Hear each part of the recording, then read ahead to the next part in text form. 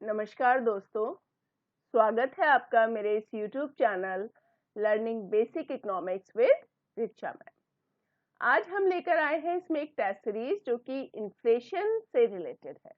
Inflation पे पहले इसको डिस्कस किया जा चुका है एक वीडियो में, जिसको आप पहले देख लीजिए और उसके बाद इस टेस्ट सीरीज में आप अपनी प्रिपरेशन को जज कर सकते हैं कि कितनी प्रिपरेशन आपकी अच्छी हो चुकी है। तो अब इसको स्टार्ट करते हैं। फर्स्ट क्वेश्चन है, inflation is the state in which, कैसी स्थिति है इन्फ्लेशन।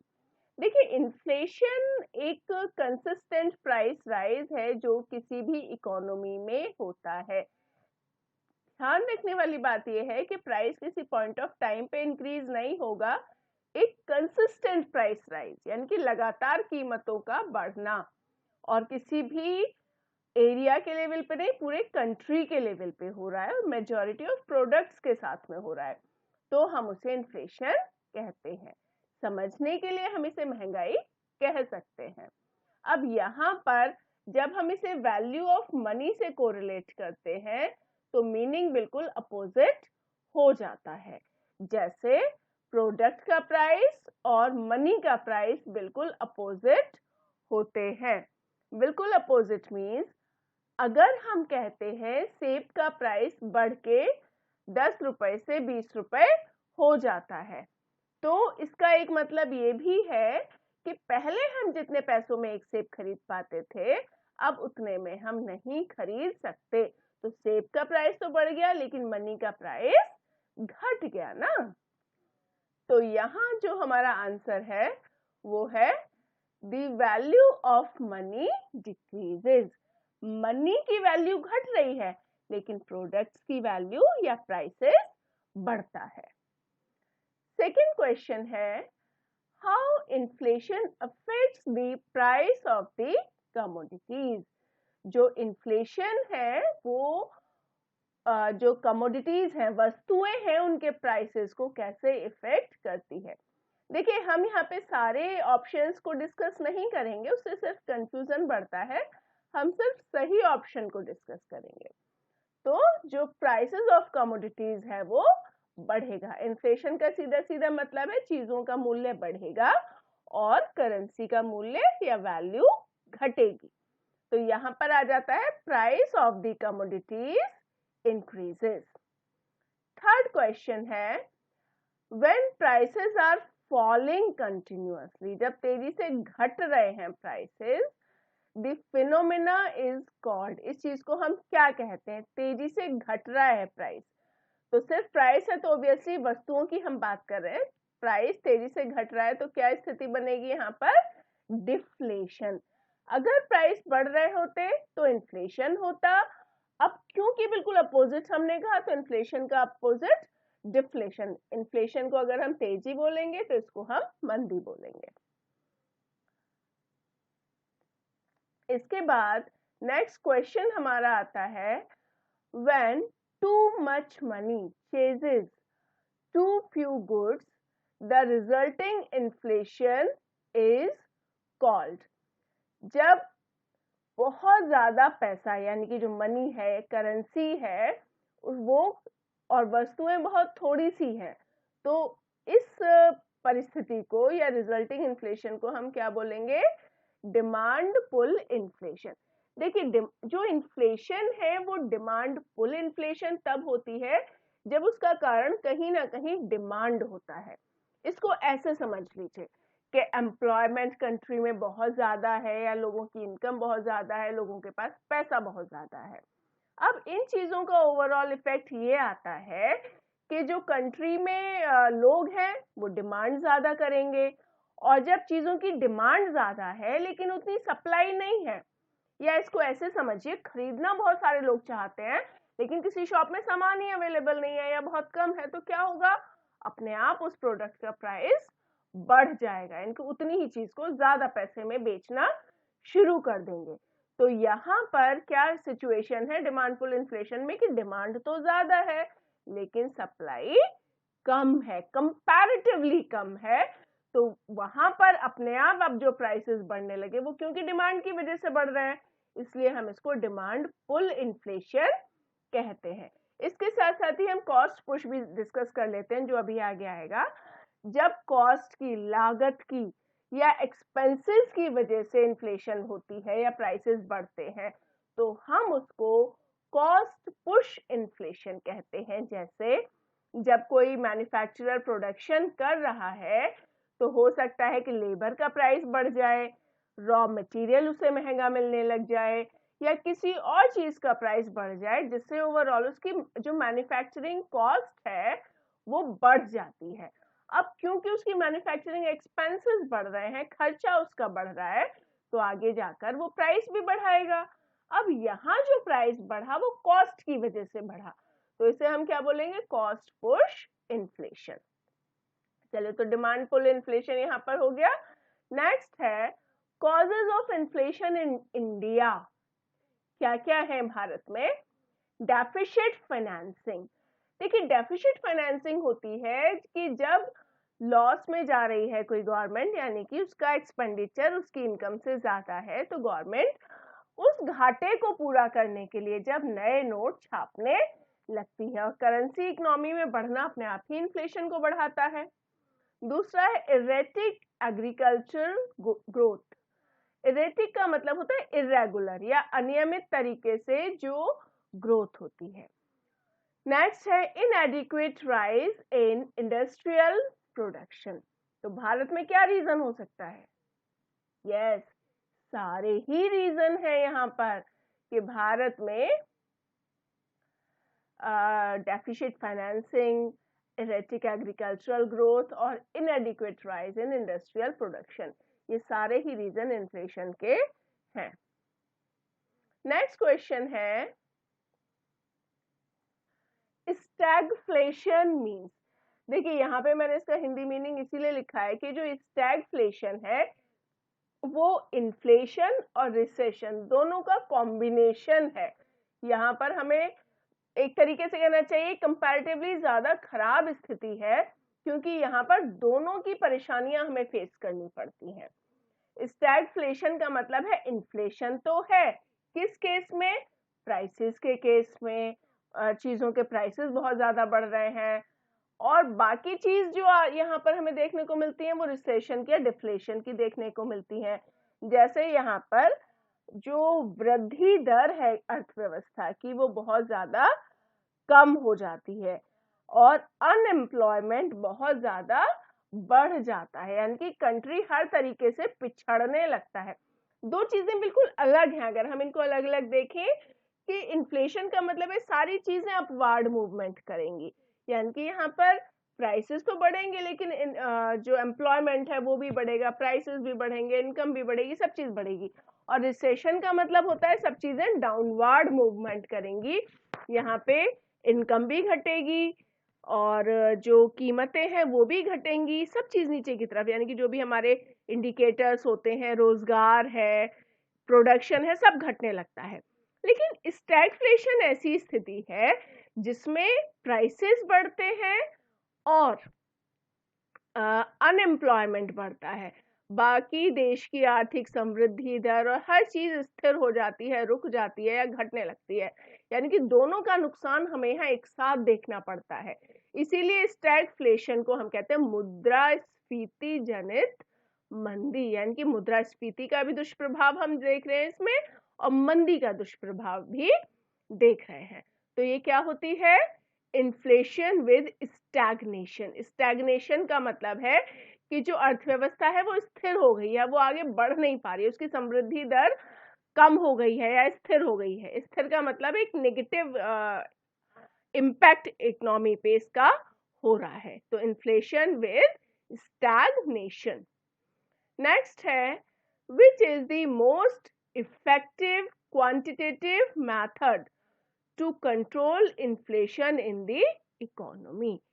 ये सारे ही जो तरीके हैं वो इन्फ्लेशन को कंट्रोल करने के लिए हैं, लेकिन यहाँ पर इन्होंने कहा है मोस्ट इफेक्टिव, सबसे ज्यादा प्रभावशाली जो तरीका है इन्फ्लेशन को कंट्रोल करने का, तो उसको हमने लिया है cash reserve ratio, cash reserve ratio या CRR वो रेशियो होता है जो हर बैंक को मेंटेन करना होता है RBI के साथ में। लगभग मैक्सिमम ये 15% तक हो सकता है। तो अकॉर्डिंगली से मूव करके इंटरेस्ट रेट पर इफेक्ट, इंटरेस्ट रेट पर नहीं बल्कि जो बैंक की लोन देने की कैपेसिटी है उसको बढ़ाया और घटाया जा सकता है। जो मेरा वीडियो है इन्फ्लेशन वाला, उसमें मैंने सारे ये क्वांटिटेटिव मेथड्स को उसमें एक्सप्लेन किया है, तो डिटेल के लिए आप उसको एक बार रेफर कर सकते हैं। नेक्स्ट है the maximum inflation act was recorded for the year 1966-67। ये जो ड्यूरेशन है या टाइम है, इसमें रेट ऑफ इन्फ्लेशन अब तक का सबसे ज्यादा रिकॉर्ड किया गया था। और वो सबसे ज्यादा क्या है, यहाँ पर देखिए 13.9 13.9% का रेट ऑफ इन्फ्लेशन यहाँ पर नोट किया गया था। इसके बाद नेक्स्ट क्वेश्चन हमारा आता है, which measures are followed by the government for handling inflation, कि इन्फ्लेशन को हैंडल करने के लिए कौन से तरीके यूज किए गए थे। तो यहाँ पर देखिए मॉनिटरी मेजर्स वो होते हैं जो RBI यूज करता है मौद्रिक नीति के अंतर्गत, तो वही मॉनिटरी पॉलिसी भी होती है। फिस्कल मेजर्स वो होते हैं जो गवर्नमेंट ऑफ इंडिया यूज करती है, इसको हम राजकोषीय नीति के अंतर्गत लेते हैं। इसके अलावा कंट्रोलिंग इन्वेस्टमेंट, ओब्वियसली अगर इन्फ्लेशन बहुत ज्यादा है तो जो इन्वेस्टमेंट है उसको कम किया जाता है, और ये मॉनिटरी और फिस्कल दोनों तरीकों से ऐसा किया जाता है। तो इसका आंसर जो आएगा वो आएगा ऑल ऑफ दीज। ये सारे ही तरीके जो इन्फ्लेशन है उसको कंट्रोल करने में यूज किए जाते हैं। नेक्स्ट है the effects of inflation on the price competitiveness of A countries product.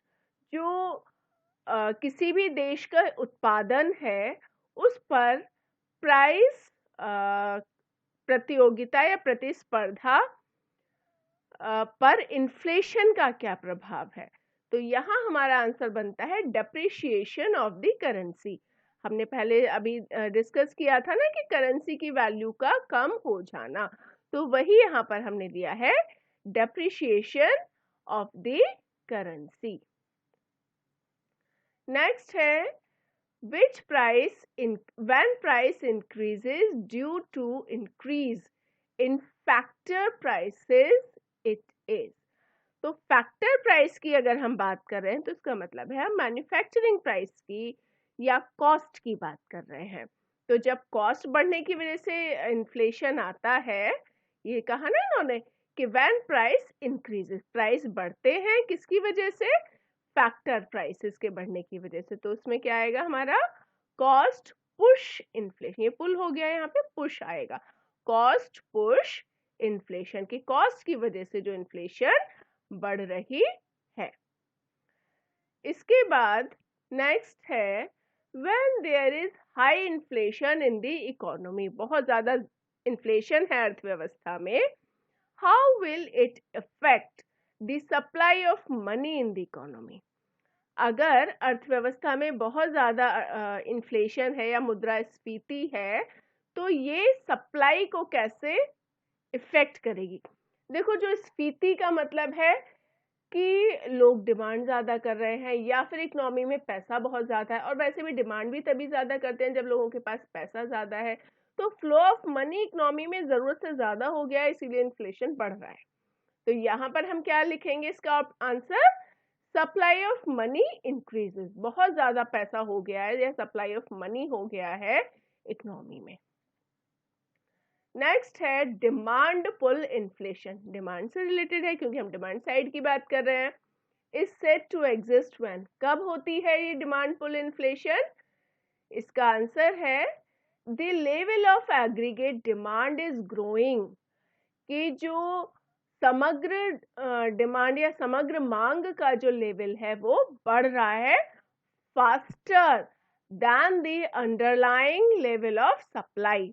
अगर हम कंपेयर करें तो जिस हिसाब से सप्लाई बढ़ रही है उसके कंपैरिजन में डिमांड का लेवल ज्यादा बढ़ रहा है और उसी इम्बैलेंस की वजह से प्राइसेस बढ़ेंगे, तो हम इसे डिमांड पुल इन्फ्लेशन कहेंगे। नेक्स्ट है why might uncertainty arise during a period of sustained price rises। कि सस्टेन्ड या निश्चित रूप से प्राइस बढ़ रहे हैं तो भी इसकी वजह से अनसर्टेनिटी अनिश्चितता क्यों आ जाती है। बहुत अच्छी बात है, अनिश्चितता इसलिए आती है क्योंकि यहाँ पर ये प्रिडिक्टेबल नहीं होता। इन्फ्लेशन तो आ रहा है, हमें पता है बढ़, लेकिन ये जरूरी नहीं है कि जिस दर से अभी है उसी दर से आगे बना रहेगा। इसके बारे में हम कोई भविष्यवाणी नहीं कर सकते, कुछ भी नहीं कह सकते। तो क्या है, inflation tends to cause things to be less predictable and this makes planning more difficult। क्योंकि सारी चीजें यहाँ अनप्रिडिक्टेबल है तो फ्यूचर प्लानिंग यहाँ पर नहीं की जा सकती। नेक्स्ट है which of the following class will not be negatively affected by the higher inflation। देखिए, इन्फ्लेशन एक लिमिट के बाद अगर बढ़ती है तो ज्यादातर लोगों को नुकसान होता है, लेकिन सोसाइटी का एक ऐसा तबका भी है जिसको इन्फ्लेशन से बहुत फायदा होता है। वो कौन सा है, सोच के देखिए। जी हाँ, बिजनेस क्लास। जो बिजनेसमैन होते हैं इनको इन्फ्लेशन का बहुत फायदा मिलता है। रीजन बीइंग कि ये अपना बिजनेस उधार पैसे से चलाते हैं, इनकी लोन लेकर ये अपना बिजनेस करते हैं। तो इसका मतलब अब ये है कि जब उन्होंने लोन लिया तो मनी की वैल्यू ज्यादा थी और जब वो पैसा वापस कर रहे हैं, क्योंकि बीच में इन्फ्लेशन बढ़ गया, तो जब वो पैसा वापस कर रहे हैं तो मनी की वैल्यू कम हो गई, तो उन्होंने ज्यादा वैल्यू का पैसा लिया और कम वैल्यू का वापस किया। ये ठीक ऐसे ही है जैसे मैंने किसी अपने फ्रेंड से 1000 रुपये उधार लिए 10 साल पहले और आज ठीक 10 साल बाद मैं उसे 1000 रुपये वापस कर दूं।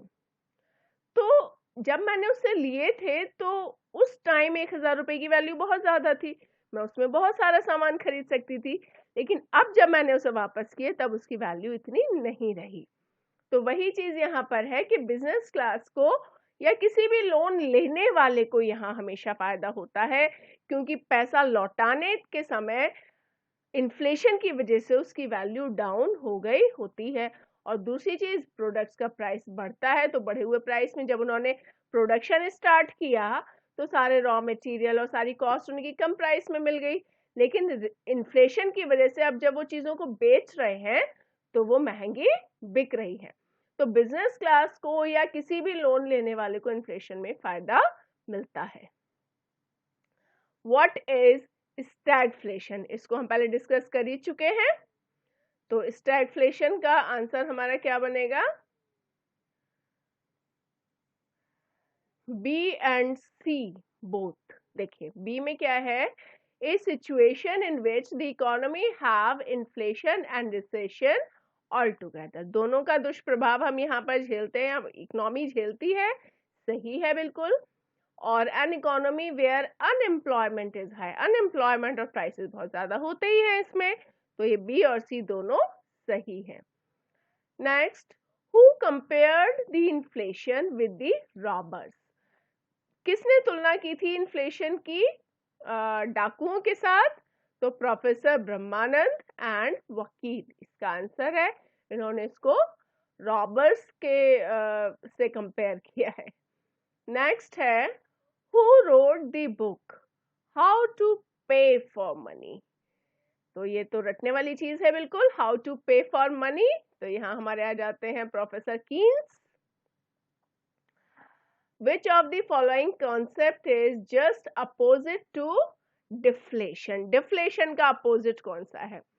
इसमें सिंपली ये बताइए धुन किसकी सबसे ज्यादा डिफ्लेशन से मिल रही है, तो ऑब्वियसली इन्फ्लेशन, इन्फ्लेशन डिफ्लेशन, तेजी मंदी, या मुद्रास्फीति इन्फ्लेशन हो गया तो मुद्रा संकुचन डिफ्लेशन हो गया। नेक्स्ट अब हमारा यहाँ पर बनता है Which of the following measure is adopted to reduce inflation? Inflation को कंट्रोल करने के लिए कौन सा तरीका यूज किया जाता है? Reduction in the bank rate? नहीं बाबा, इसको तो बढ़ाया जाता है, और रेपो रेट को भी बढ़ाया जाता है, तो ये सब तो आएंगे नहीं। आंसर हमारा क्या आएगा?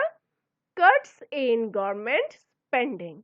जो गवर्नमेंट, क्योंकि देखो यहाँ पर ऑलरेडी करेंसी बहुत ज्यादा है इकोनॉमी में, अब गवर्नमेंट भी अगर बहुत ज्यादा खर्चा करेगी तो और ज्यादा बढ़ेगा, तो क्या होगा? Cuts in government spending. What is the base year for measuring inflation eight WPI या होलसेल प्राइस इंडेक्स? भारत में WPI पर इन्फ्लेशन को मापने वाला जो बेस ईयर है वो कौन सा है? तो करंटली अब जो यूज किया जाता है वो 2011-12 है, और ये बहुत इंपॉर्टेंट है, इसे मत छोड़िएगा। 2011-12 के बेसिस पे इन्फ्लेशन को मेजर किया जाता है। Next, which among the following is exact opposite to of inflation? पहले हमने डिफ्लेशन का पूछा था, अब इन्फ्लेशन आ गया, तो हमें बस एक ही चीज ध्यान रखनी है कि धुन सबसे ज्यादा कौन सी मिल रही है इन्फ्लेशन की? डिफ्लेशन। नेक्स्ट है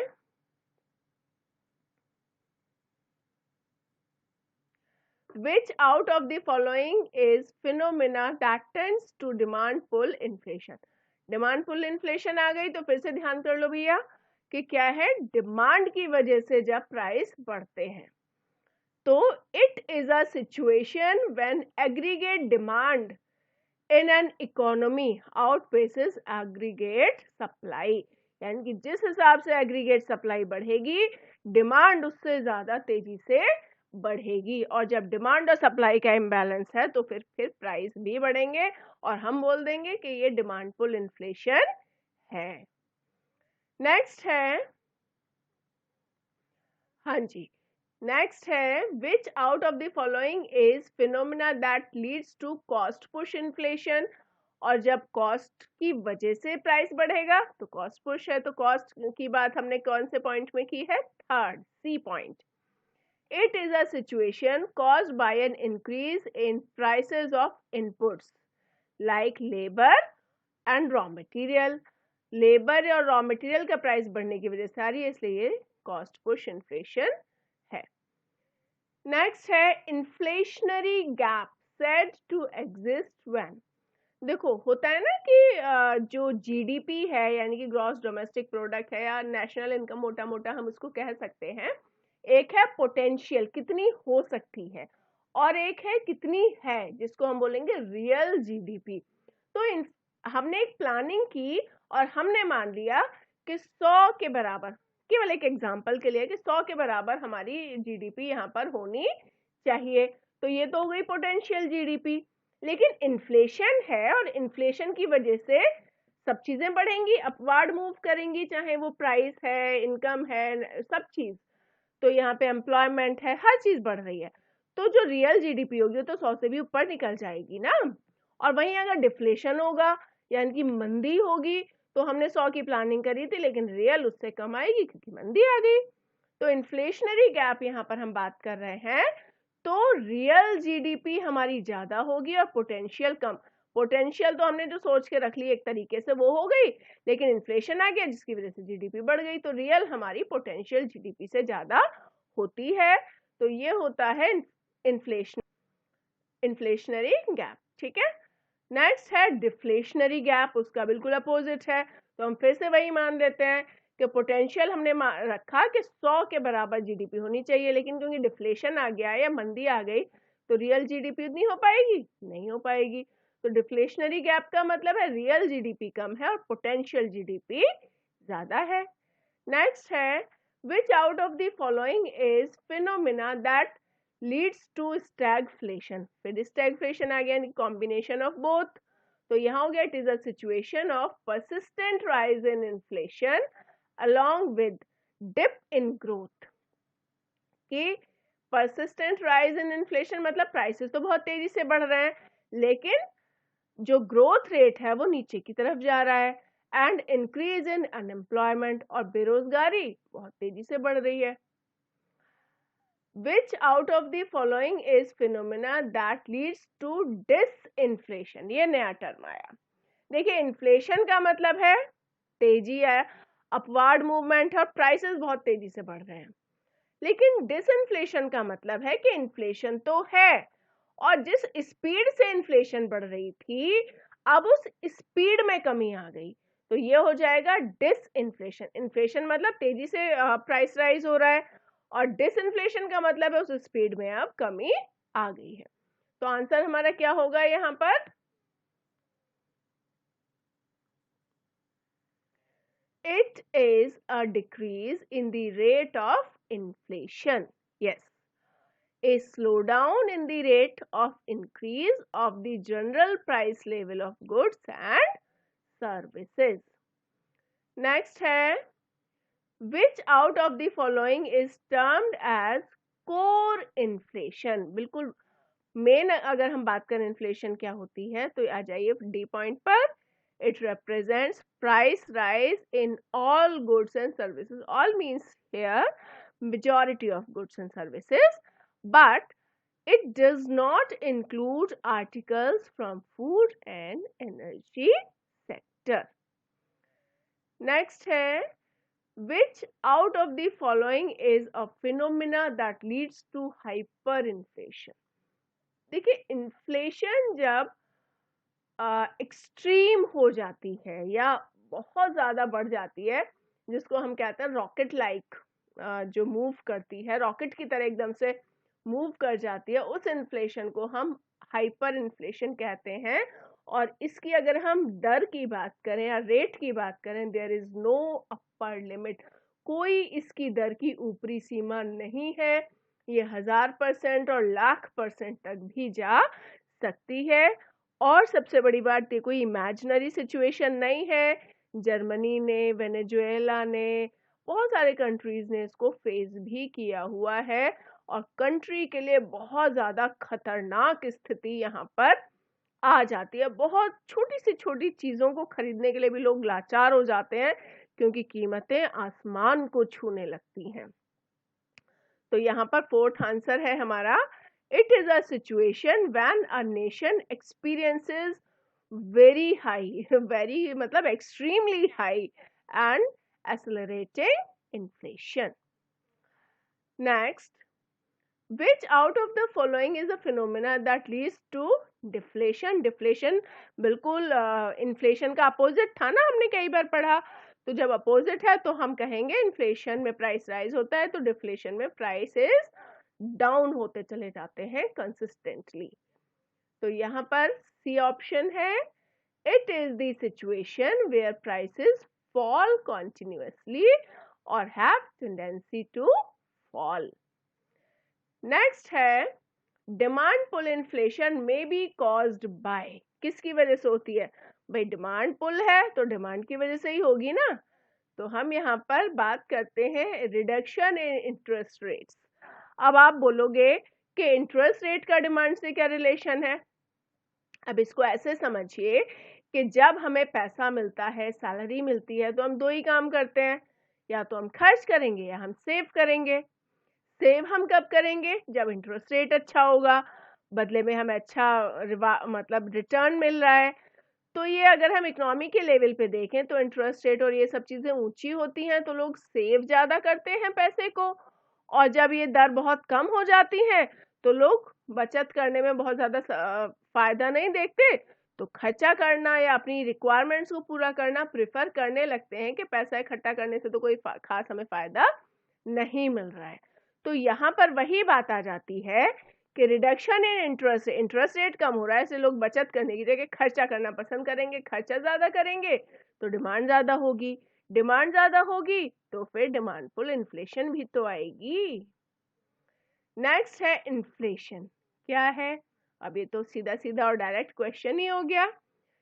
it reducing the purchasing power of A currency. भाई हम कह रहे हैं ना कि करेंसी की वैल्यू डाउन हो गई, प्रोडक्ट की वैल्यू बढ़ी, लेकिन करेंसी की भाई इज्जत बहुत कम हो गई, वैल्यू बहुत कम हो गई। पहले 10 रुपए में हम बहुत सारा सामान खरीद लेते थे, अब 100 रुपए में भी नहीं खरीद पाते। तो वही बात है, reduces the purchasing power of currency.